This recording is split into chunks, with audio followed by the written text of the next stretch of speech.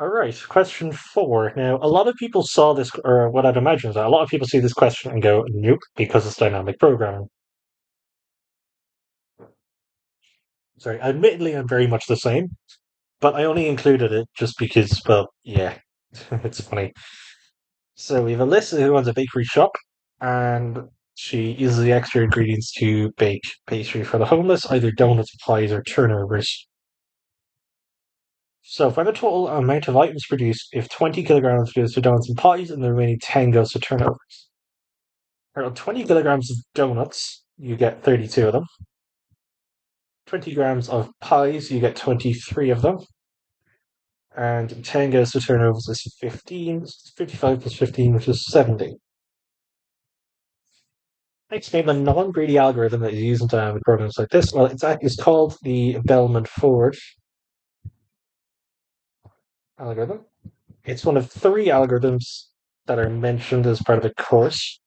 This one's the only non-greedy one. Kind of four algorithms: Prim, Kruskal's, Dijkstra's, and Bellman-Ford. So this is the Bellman-Ford algorithm. Now use the algorithm for part two. Find the optimum distribution of ingredients that delivers the most units of food to the homeless. You can ignore caloric and nutritional benefits. So this is an example of stock allocation, which is one of the four types of tabular dynamic programming.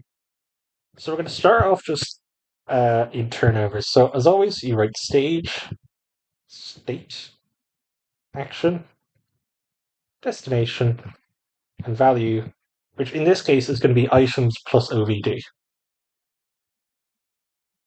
So I'm going to start with the turnovers. So it's either 10, 20, 30, 40, 50.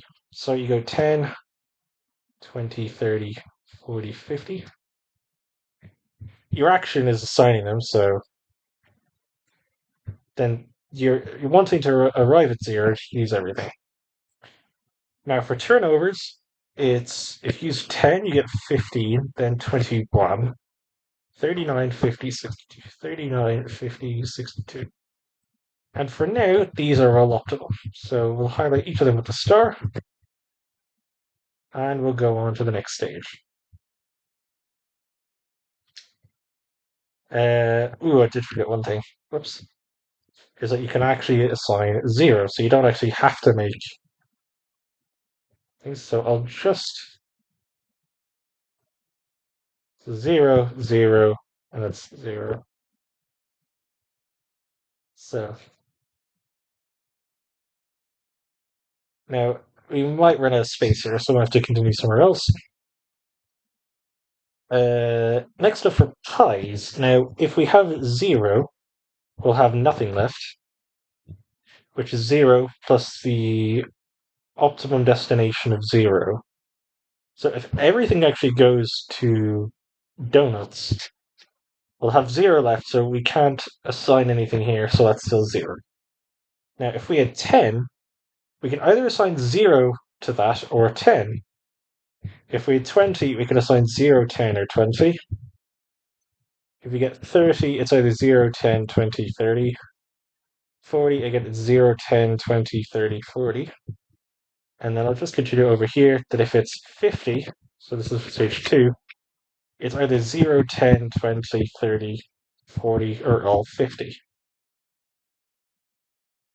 So, uh, that that's going to be assigned as optimal, but it's not stage there, obviously.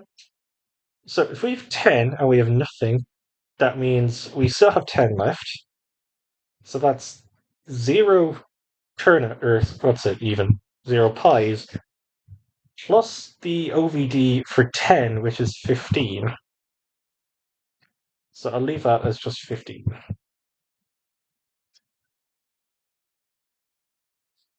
And of course, if we assign all 10, we're going to go to 0. Now, 10 pies gives us 12. So this 15 is the highest, so it's the most optimal. Now, if we go to 20, again, we can assign nothing. So then we're going to 20, which will be 0 plus the optimum value of 20, which we're told is 21. And I'm going to split this up. So now, if we do 10, there's going to be 10 left. So it's the 10 pies, which is 23, plus the OVD of 10 here, so 23 15 is 38. Then if we do all 20, that's going to be 23. Oh, hang on. 10 of 10, so we have 10 pies, is 12, plus OVD of 10, which is 15, so that's actually 27.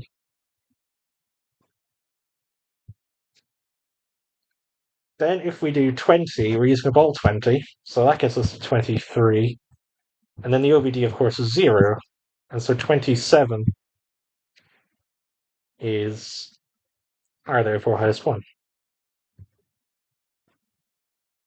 Next, if you go to 30, again, this just follows the same pattern.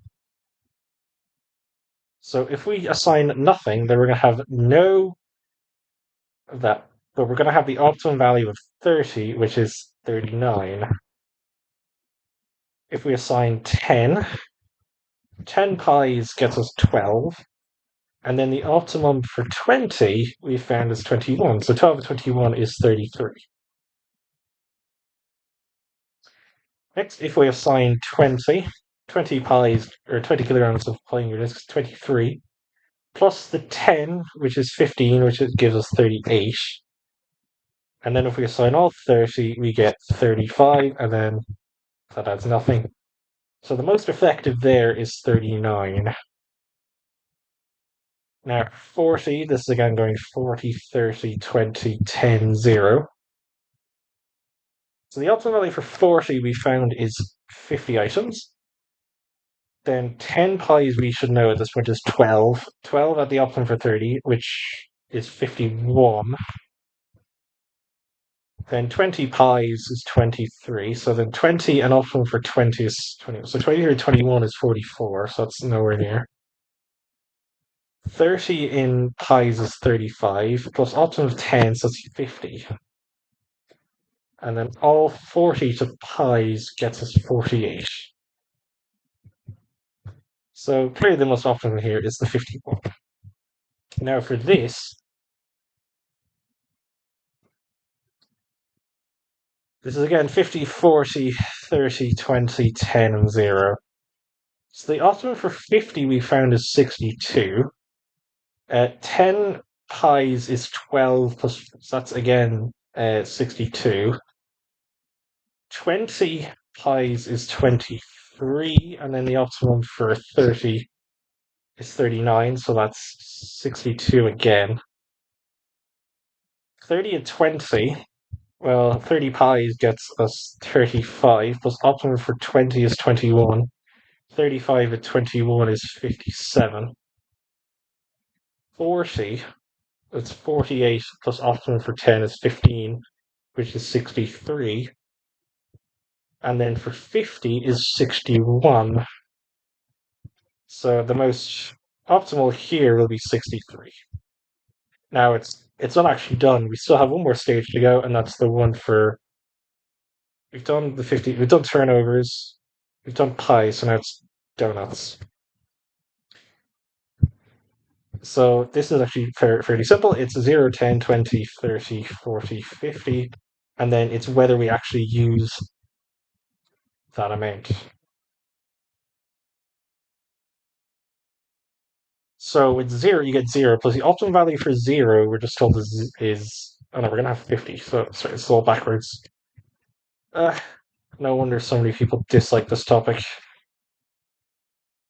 So with 0, we're going to have 0. And then the optimum for 50 we found is 63. 10 will give us 18. Now the optimum for 40 is 51. So 18 at 51 is 69.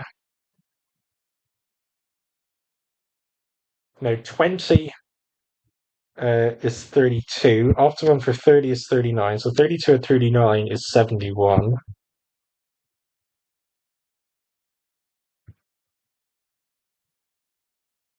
Next, if we get 30, that's 38, plus optimum for 20 is 27. So 38 at 27 is 65.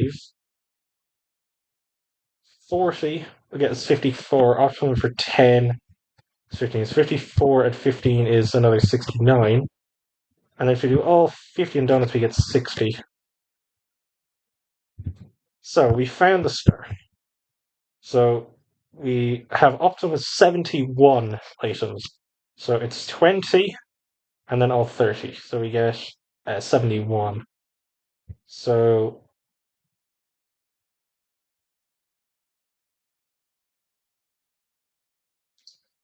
what we have to assign here is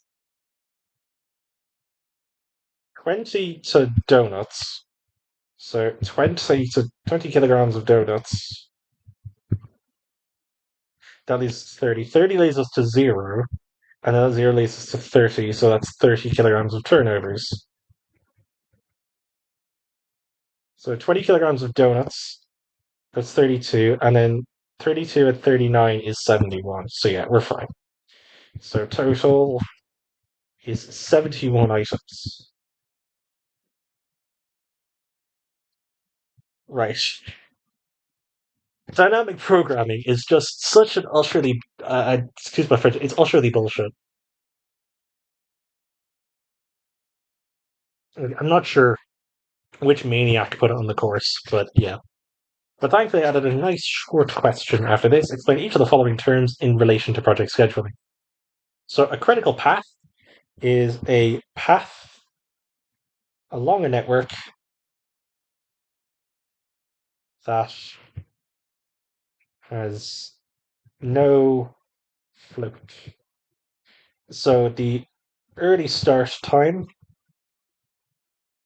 equals the late finish time for all activities on the net. So, a dummy activity is an activity that is merely for linking two activities together.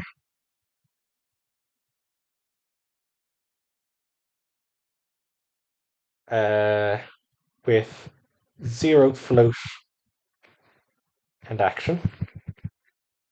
Now, float I've written down actually somewhere is that it's the sort of like the wiggle room, um, sort of how much delay a project can have